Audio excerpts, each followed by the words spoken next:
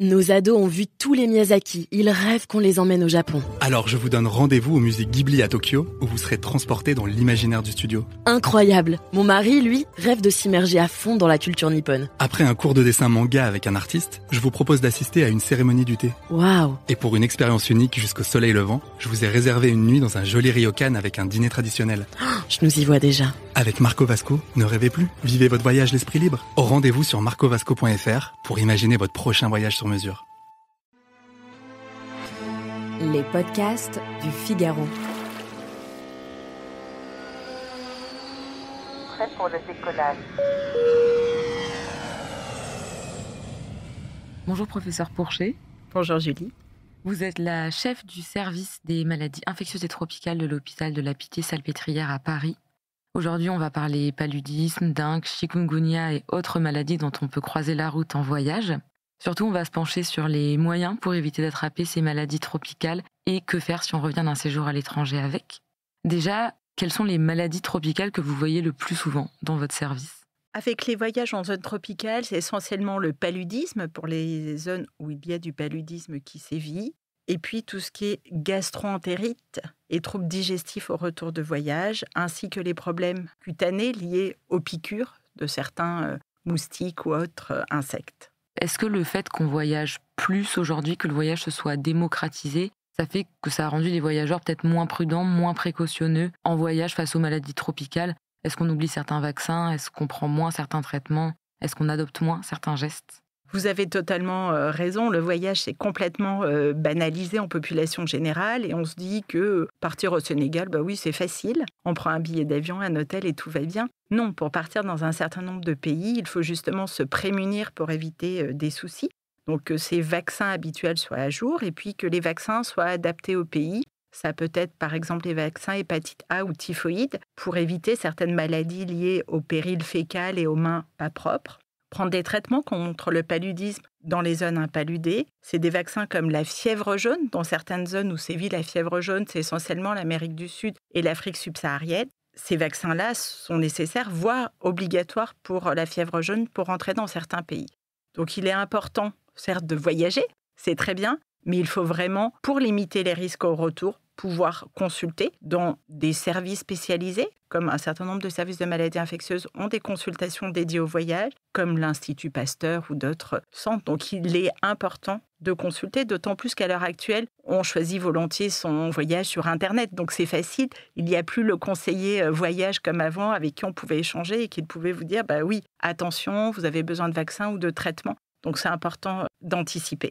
Mais précisément, côté organisation, côté anticipation, comme vous dites, pour bien se renseigner avant un voyage, on le fait auprès d'instances comme l'Institut Pasteur. Est-ce qu'on peut le faire aussi auprès de son médecin généraliste ou est-ce que vous conseillez vraiment de le faire auprès de ces instances spécialisées ? Et combien de temps avant un voyage à peu près ?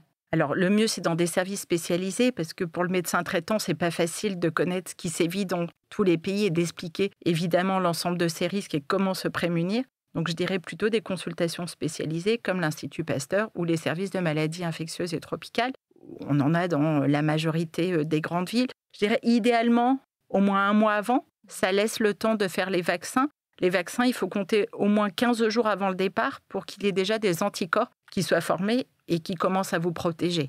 Si vous consultez 3 jours avant, on va courir après. On pourra bien sûr donner des traitements pour le paludisme, mais par exemple, faire un vaccin fièvre jaune, il ne sera pas efficace. Donc, un mois, c'est l'idéal. Si c'est plus longtemps avant, c'est encore mieux. Et précisément, côté vaccin, est-ce qu'il faut faire seulement les vaccins obligatoires ou est-ce que vous recommandez de faire les vaccins qui sont dits conseillés ? Alors, je dirais que les vaccins obligatoires, de toute façon, sinon ils vont vous empêcher de franchir les douanes et donc de rentrer dans le pays. C'est le cas de la fièvre jaune dans un certain nombre de pays. Mais les vaccins fortement recommandés, comme les vaccins hépatite A, typhoïde pour tous les pays où il y a de l'hygiène précaire, l'encéphalite japonaise dans certaines zones d'Asie, par exemple, oui, il faut les faire. C'est conseillé, certes, c'est pas obligatoire, mais il vaut mieux se prémunir. Et puis, il ne faut pas oublier les vaccins habituels, qu'on soit bien à jour, diphtérie, tétanos, polio, de l'hépatite B. C'est important, c'est une maladie qui est plus importante dans certaines zones du globe, comme l'Asie ou l'Afrique. Concernant le traitement contre le paludisme, vous l'avez évoqué déjà. À partir de quand il faut le prendre et pendant combien de temps ? Est-ce que je suis toujours immunisée si j'interromps mon traitement ou pas ? Alors, le traitement du palu, il se débute en gros le jour où on part. Il se prend pour les traitements que l'on utilise le plus actuellement tous les jours pendant le séjour. Et selon les traitements, soit jusqu'à 1 semaine après le retour ou 4 semaines après. La différence, on va dire, avec les 2 grandes molécules, c'est le prix qui est différent. Donc celui où on en prend moins qu'1 semaine après est plus cher, mais c'est vrai que c'est un médicament qui est très bien toléré et puis on s'économise 3 semaines de traitement. Quand on revient en plus de voyage, on n'est pas toujours très observant parce qu'on se dit le voyage est passé, tout va bien. Mais non, c'est là où il y a le risque majeur. Et donc si on interrompt ce traitement, on n'est plus du tout protégé. Donc c'est important de pouvoir anticiper cela. Et le point important pour le traitement du palu, pour les migrants qui rentrent chez eux l'été, ils se sentent souvent prémunis parce qu'ils ont été piqués dans l'enfance, donc protégés quand ils étaient sur place. Mais une fois qu'on réside en dehors de ces zones tropicales, on n'a plus l'immunité qui est entretenue par les piqûres de moustiques. Donc il est essentiel de pouvoir bénéficier de ce traitement. Il y a des touristes qui meurent chaque année en France du paludisme parce qu'ils n'ont pas bien pris ou pas du tout pris le traitement. Ou qui font des cas de paludisme grave, par exemple. Exactement. Sur place, qu'est-ce que je ne dois surtout pas faire en termes d'alimentation et d'eau, par exemple? Qu'est-ce que je peux, qu'est-ce que je ne peux pas manger? Est-ce que les fruits et légumes doivent être lavés, pelés? Est-ce qu'ils doivent être cuits? Même chose pour l'eau. Comment je fais? Alors, dans un monde idéal, c'est de l'eau en bouteille que vous décapsulez vous-même. Il ne faut pas une bouteille déjà ouverte. Pas de glaçons, car vous ne savez pas comment ils ont été préparés. Pas de glace. Il faut manger tout cuit. Légumes, poissons, viande. Les fruits à peler. Pas de carottes râpées, pas de salade. Ça, il faut éviter. Pour l'eau, c'est important aussi l'eau du robinet. Quand on se lave les dents, on le fait avec de l'eau en bouteille. Si on n'a pas d'eau en bouteille, on peut prendre de l'eau du robinet dans lequel on met des petites capsules pour décontaminer que l'on peut acheter à la pharmacie avant de partir, soit à l'aéroport, soit à la pharmacie à côté de chez vous, pour décontaminer justement l'eau. Donc l'alimentation, c'est un point important. Bien se laver les mains. À l'heure actuelle, avec la démocratisation des gels hydroalcooliques, il faut pouvoir en bénéficier dès qu'on va aux toilettes, dès qu'on mange, dès qu'on touche quelque chose. Il faut utiliser ces gels pour se prémunir. Après, ça, c'est l'ensemble des risques liés, on va dire, aux mains souillées, au péril fécal. Mais il faut penser qu'il y a d'autres risques. Les risques liés aux animaux. On ne touche pas les animaux, même en France, quand on ne connaît pas un animal, mais dans les pays étrangers, encore plus, on ne touche pas un animal, évidemment parce qu'il y a un risque de morsure. On évite certains sports trop dangereux. Et donc, il est important, quand on anticipe certains risques, de prendre vraiment une assurance rapatriement s'il y a un souci. Parce que si vous n'avez pas cette assurance, une prise en charge médicale dans certains pays ne seront pas forcément à la hauteur des soins que vous pourrez bénéficier en France. Il y a des risques aussi liés à l'avion. Il y a certaines personnes qui sont susceptibles de faire des embolies pulmonaires ou des phlébites. Donc, il faut anticiper ce risque avec le médecin traitant, soit pour mettre des bas de contention, voire même avoir des anticoagulants avant de partir. Il y a le risque lié aux baignades. On ne pense pas toujours à l'eau. On ne se baigne jamais dans des eaux stagnantes. L'eau stagnante, c'est même une cascade. Dans la cascade, on a l'impression que l'eau bouge, mais au final, en bas, elle stagne. Et dans ces eaux, il y a des parasites qui peuvent rentrer sous la peau et donner un certain nombre de maladies. Pareil, on ne s'allonge pas directement sur le sable. Toujours une serviette ou une natte pour éviter justement que certains petits insectes vous inoculent certaines maladies. Pareil, évitez de se mettre sous certains arbres, comme les manguiers, qu'on peut avoir par exemple des mouches qui pondent. Et du coup, vous vous retrouvez avec certains vers sous la peau, pas toujours très agréables. Et puis, quand même, pour finir, parce qu'il faut l'évoquer, il y a le risque, entre guillemets, sexuel. Quand on a des rapports sexuels avec des gens que l'on ne connaît pas, dans d'autres pays, il faut vraiment, comme en France, se protéger. Donc, l'usage du préservatif est très important aussi. On a parlé des petites bêtes auxquelles il fallait faire attention, des parasites, mais aussi des insectes. On ne peut pas ne pas évoquer les moustiques. Comment est-ce qu'on se protège des moustiques? Est-ce qu'on amène des répulsifs? Est-ce que la moustiquaire, c'est un indispensable à ramener dans sa valise aussi? Les vêtements longs et couvrants, est-ce qu'on les porte que la nuit ou aussi le jour? Alors, au final, les moustiques, il y a différents types de moustiques. Ceux du soir, c'est ceux du paludisme. Ceux de la journée, c'est ceux de la dengue, par exemple, du chikungunya. Donc, l'idéal, c'est les vêtements longs, matin, midi et soir. Utilisez des répulsifs que vous achetez en pharmacie, des répulsifs pour la peau et pour les vêtements. C'est important d'avoir les deux. Et idéalement, moustiquaires imprégnés de répulsifs qui se vendent aussi en pharmacie. Après, tout va dépendre de votre condition de logement local. Si vous êtes dans un hôtel luxueux, avec la climatisation et tout, le risque est différent que si vous êtes en brousse dans une cabane. Et au niveau des répulsifs, est-ce qu'il y a des... En me renseignant, j'ai vu qu'il y avait des répulsifs avec un certain pourcentage de DEET. Est-ce qu'il faut que le pourcentage soit... qu'il y ait un pourcentage minimal ? Alors, il y a certains répulsifs qui sont bien connus, très efficaces. Je ne pourrais pas vous donner de nom, mais les pharmaciens le savent bien. Donc, il y a des produits qui existent depuis très longtemps. Il y a un seuil, mais vraiment, c'est surtout le produit et la marque qui va changer les choses. Après, il faut faire attention. Chez la femme enceinte, certains répulsifs ne sont pas utilisables. Et chez le tout petit enfant, il faut des répulsifs adaptés.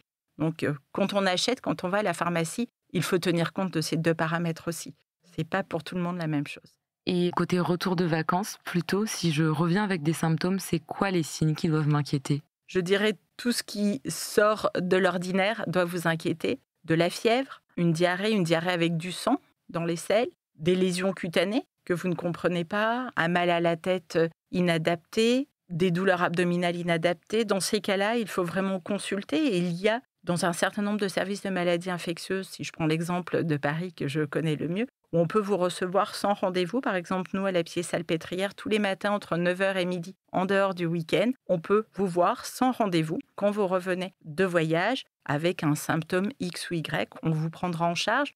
On a les prélèvements qui sont juste à côté. Donc, l'infirmière pourra faire les prélèvements. Et pour le paludisme, le laboratoire est un étage au-dessus. Donc, tout sera fait, on va dire, sur place. C'est important de consulter, de ne pas s'automédiquer. Parce que si c'est un paludisme, un retard au diagnostic peut mal évoluer et donner, comme vous le disiez, un paludisme grave et on peut en mourir. Donc, c'est important de consulter le plus tôt possible. Précisément, donc c'est important de consulter. Vous évoquiez le cas de consulter dans un service spécialisé. Est-ce qu'une consultation chez son médecin généraliste ou un passage aux urgences suffit aussi ? Ou est-ce que vous recommandez vraiment de se diriger vers un centre spécialisé ? Je dirais que ça va dépendre un peu du lieu de vos vacances. Si vous revenez, on va dire, d'Europe avec un symptôme X ou Y que l'on a évoqué, il n'y a pas de paludisme, il n'y a pas forcément une maladie grave, ça sera plutôt des infections communautaires. Donc le passage chez le médecin traitant suffira largement.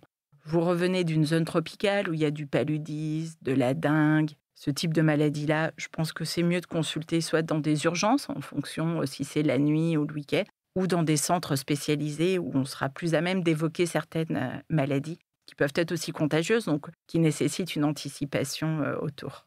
Dernière question, si mes symptômes se déclenchent plusieurs mois après mon voyage, est-ce qu'ils peuvent être en lien avec celui-ci ? Est-ce que j'évoque mes précédents voyages au médecin ? Alors ça, c'est un point extrêmement important. Normalement, dans l'interrogatoire médical, dans une consultation classique, alors on a un biais en maladie infectieuse, on pose toujours la question des voyages. Pas forcément les voyages 2 mois avant, mais les voyages même 15-20 ans avant, parce que certaines maladies peuvent se réveiller de nombreuses années après, comme certaines formes de paludisme.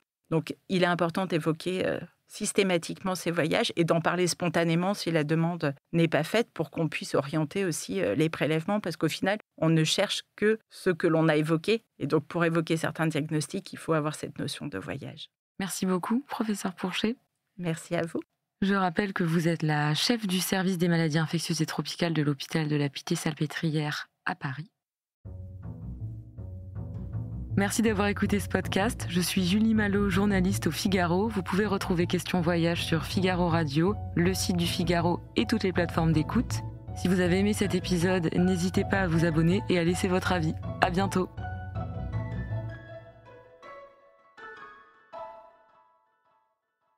Nos ados ont vu tous les Miyazaki. Ils rêvent qu'on les emmène au Japon. Alors je vous donne rendez-vous au musée Ghibli à Tokyo, où vous serez transportés dans l'imaginaire du studio. Incroyable. Mon mari, lui, rêve de s'immerger à fond dans la culture nippone. Après un cours de dessin manga avec un artiste, je vous propose d'assister à une cérémonie du thé. Waouh. Et pour une expérience unique jusqu'au soleil levant, je vous ai réservé une nuit dans un joli ryokan avec un dîner traditionnel. Je nous y vois déjà. Avec Marco Vasco, ne rêvez plus, vivez votre voyage l'esprit libre. Rendez-vous sur marcovasco.fr pour imaginer votre prochain voyage sur mesure.